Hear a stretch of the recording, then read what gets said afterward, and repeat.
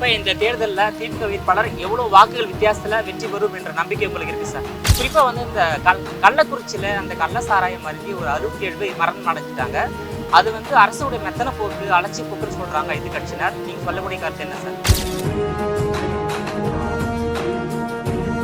இனிவரு காலங்களில் தமிழ்நாட்டில் கள்ளச்சாராயம் என்பது காய்ச்சல் முற்றிலுமாக தவிர்க்கப்பட்டு கள்ளச்சாராயத்தில் ஏற்படக்கூடிய உயிரிழப்பை வந்து தடுப்பதற்கு திமுக அரசு ஒரு உறுதியான நடவடிக்கை எடுக்குமா சார்?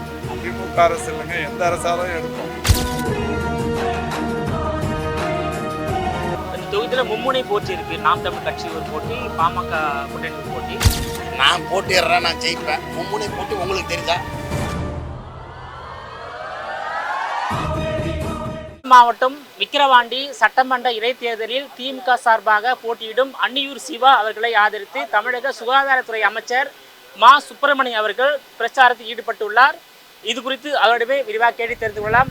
ஐயா வணக்கம் ஐயா. இப்போ வந்து அன்னியூர் சிவாவுக்கு வெற்றி வாய்ப்பு எப்படி இருக்கா சொல்லுங்க.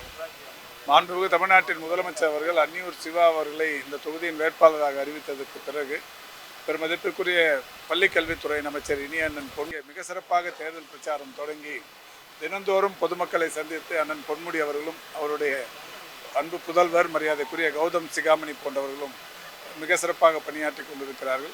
இந்த தொகுதியின் சட்டமன்ற உறுப்பினர் பெருமதிப்பிற்குரிய டாக்டர் லட்சுமணன் போன்றவர்கள், இங்கே இயக்கத்தின் முன்னணி நிர்வாகிகள், ஒன்றிய கழக செயலாளர் கல்பட் ராஜா போன்றவர்கள் இந்த காணை பகுதியில், குறிப்பாக இந்த கெடார் பகுதியில் இயக்கத்தின் சார்பில் வாக்குகளை கேட்கிற அந்த பணியினை ஈடுபட்டிருக்கிறார்கள். நம்முடைய சென்னை தெற்கு மாவட்டத்திலிருந்து இந்த கெடார் இந்த இது போன்ற பல்வேறு இடங்களில் நடைபெறுகிற வாக்கு சேகரிப்பு பணியில் நாங்களும் ஈடுபட்டார்கள். போகிற இடங்களிலெல்லாம் மக்கள் வாக்குகள் உதயசூரியனுக்கு அளிப்போம் என்கின்ற வகையில் உத்தரவாதம் தந்து திராவிட முன்னேற்ற கழகத்தின் சார்பில் இன்றைக்கு மக்கள் பெரிய அளவிலான திட்டங்களை அனுபவித்துக் கொண்டிருக்கிறார்கள். அதனால் மக்கள் பெரிய அளவில் வரவேற்று வாழ்த்து மகிழ்ந்தார்கள். குறிப்பா இந்த தேர்தலில் திமுக வேட்பாளர் எவ்வளவு வாக்குகள் வித்தியாசத்துல வெற்றி பெறும் என்ற நம்பிக்கை உங்களுக்கு இருக்கு சார்? நிச்சயம் வேட்பாளர் மட்டுமல்ல, எல்லோருமே பொதுமக்களே சொல்வது 1 லட்சம் வாக்கு வித்தியாசத்தில் வெற்றி பெறுவீர்கள் என்று வாழ்த்தி வழி அனுப்புகிறார்கள். நிச்சயம் 1 லட்சம் வாக்கு வித்தியாசத்தில் வெற்றியை பெறுவார். இந்த தொகுதியில் பல்வேறு அடிப்படை வசதிகள் வந்து இல்லை, அதை செய்து தரணும்னு சொல்லிட்டு பொதுமக்கள் கோரிக்கை வைக்கிறாங்க சார். இல்லை, இப்போ திராவிட முன்னேற்ற கழகத்தின் சட்டமன்ற உறுப்பினராக மரியாதைக்குரிய அண்ணன் புகழேந்தி அவர்கள் இருந்தபோது பல்வேறு இப்போ வர வழியில் கூட இந்த சிமெண்ட் சாலையாக இருந்தாலும் அதெல்லாம் புதுப்பித்து தந்திருக்கிறார். இந்த தொகுதியின் முன்னாள் சட்டமன்ற உறுப்பினர் என்கின்ற வகையில் மரியாதைக்குரிய அண்ணன் பொன்முடி அவர்கள் இங்கே இந்த கெடார் பகுதிக்கு ஒரு மேம்படுத்தப்பட்ட ஆரம்ப சுகாதார நிலையத்தை கொண்டு வந்திருக்கிறார். இப்போ அந்த மாதிரி இந்த எந்த ஏரியாவில் பார்த்தோம்னாலும் விழுப்புரத்தை சுற்றி விழுப்புரம் மாவட்ட அரசு மருத்துவக் கல்லூரி மருத்துவமனையாக இருந்தாலும் விழுப்புரம் இந்த எங்கே இருக்கிற அந்த ஆரம்ப சுகாதார நிலையங்கள், மேம்படுத்தப்பட்ட ஆரம்ப சுகாதார நிலையங்கள், நெடுஞ்சாலைகள், இது மாதிரி எல்லா விஷயமே திமுகவின் பங்களிப்பு என்பது இருந்து கொண்டிருக்கிறது.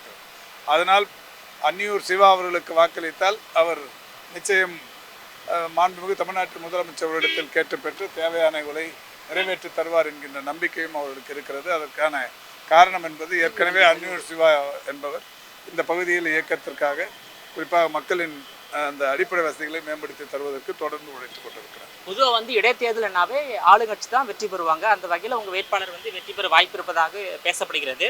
குறிப்பாக வந்து இந்த கள்ளக்குறிச்சியில் அந்த கள்ள சாராயம் அருந்தி ஒரு 67 பேர் மரணம் அடைஞ்சிட்டாங்க.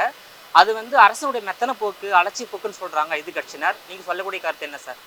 அரசின் மெத்தன போக்கில் மெத்தனால் வந்த இறப்புகள் அது வந்து இப்போ மட்டும் இல்லை. 2001 ஜெயலலிதா முதலமைச்சராக இருந்தபோது இதே பண்டூட்டியில் 53 பேர் இறந்திருக்கிறார்கள். ஏதோ லாவணி பாட வேண்டும் என்பதற்காக சொல்லவில்லை. இது வந்து தொடர்ச்சியாக இந்தியா முழுமைக்கும் குஜராத்தில் மட்டும் ஒரு வருடத்திற்கு 2-3 முறை இது போன்ற பெரிய சம்பவங்கள் நடைபெறுகிறது. என்றாலும் மாண்புமிகு தமிழ்நாட்டின் முதலமைச்சர் அவர்கள் தொடர்ந்து அவர் பொறுப்பேற்ற இந்த 3 ஆண்டுகளில் இதற்கான கடுமையான நடவடிக்கைகளை எடுத்து அது பல்வேறு நடவடிக்கைகள் எடுத்து வருகிறார். போதை இந்த தடுப்பு நடவடிக்கைகள் இருந்தாலும் இது போன்று எங்கேயோ ஒரு மாதிரியான இந்த மாதிரியான விஷயங்களுக்கு முதல்வர் அவர்கள் மட்டுமல்ல எல்லோருமே இதற்காக வருந்துகிறோம். அந்த இது அரசின் மெத்தனம் என்று இதை எந்த வகையிலும் எடுத்துக்கொள்ள முடியாது. சம்பந்தப்பட்டவர்களை உடனடியாக மாண்புமிகு தமிழ்நாட்டின் முதலமைச்சர் அவர்கள் இன்றைக்கு நடவடிக்கை எடுத்திருக்கிறார். மாவட்ட ஆட்சித்தலைவர் இடமாற்றம், மாவட்ட காவல் கண்காணிப்பாளர் பணியிடை நீக்கம், இது மாதிரி வந்து ஏராளமான நடவடிக்கைகள் எடுக்கப்பட்டிருக்கிறது. அது மட்டும் இல்லை, கோகுல்தாஸ் என்கின்ற ஒரு நீதியரசர் தலைமையில் ஒரு தனிநபர் விசாரணை ஆணையமும் வைக்கப்பட்டிருக்கிறது. இப்படி பல்வேறு நடவடிக்கைகள் எடுத்திருக்கிறார். நிச்சயம் இரும்பு கொண்டு அடக்குவோம் என்கின்ற வகையில் இது போன்ற நிகழ்வுகள் இனி நடக்காமல் இருப்பதற்கான நடவடிக்கைகளை தொடர்ந்து முதல்வர் எடுத்து வருகிறார். 3 ஆண்டு ஆட்சி காலத்தில் வந்து விழுப்புரம் மாவட்டத்தில் கூட 22 பேர் கள்ள சாராயம் மாறி மரணம் அடைஞ்சிட்டாங்க. அப்போ வந்து முதலமைச்சர் என்ன சொல்லனாக்கா, இது போன்ற கள்ள சாராயம் காய்ச்சால் அவர்கள் மீது இரும்பு கரம் கொண்டு நடவடிக்கை எடுப்பது சொல்லியிருந்தாரு. ஸோ மறுபடியும் 2வது முறை நடந்திருக்கு இல்லையா? ஸோ இனி வரும் காலங்கள் ஏற்கனவே சிபிசிஐடி அந்த விசாரணைக்கு உத்தரவிட்டு அதன் மூலம் ஏராளமான காவல்துறை அலுவலர்கள் மீது நடவடிக்கை எடுக்கப்பட்டிருக்கிறது. ஏராளமான பேர் மீது குண்டர் தடுப்பு சட்டத்தில் கைது செய்திருக்கிறார்கள். இன்னமும் வழக்குகளும் நடைபெற்று கொண்டிருக்கிறது. எனவே நடவடிக்கைகள் என்பது கடுமையான நடவடிக்கைகளாகத்தான் இருந்து கொண்டிருக்கிறது.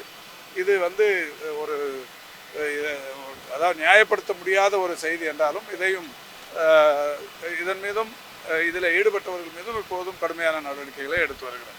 இனிவரும் காலங்களில் தமிழ்நாட்டில் கள்ளச்சாராயம் என்பது காய்ச்சுவது முற்றிலுமாக தவிர்க்கப்பட்டு கள்ளச்சாராயத்தில் ஏற்படக்கூடிய உயிரிழப்பை வந்து தடுப்பதற்கு திமுக அரசு ஒரு உறுதியாக நடவடிக்கை எடுக்குமா சார்?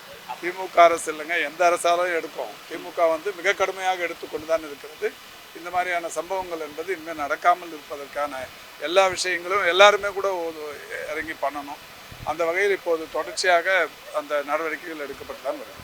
சார், எங்கள் தொகுதியில் வெற்றி வாய்ப்பு எங்களுக்கு பிரகாசமாக இருக்கிறது. மாண்புமிகு தமிழக முதல்வர் தளபதி அவருடைய சாதனைகளை பெண்கள் மிக தெளிவாக வரவேற்கிறார்கள். களத்தில் நீங்கள் பார்த்துருப்பீங்க.